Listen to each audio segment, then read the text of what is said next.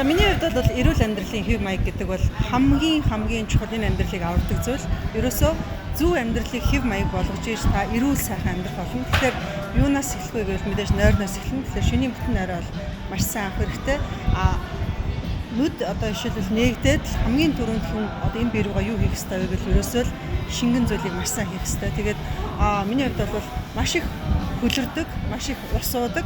Дээрэс нь хүний бие гэдэг чинь угаасаа тэр чигээрээ усны бүтцтэй учраас энэ усны бүтцийг аль болохоор маш цэвэр тунгалаг байлгахыг л зорддог таа.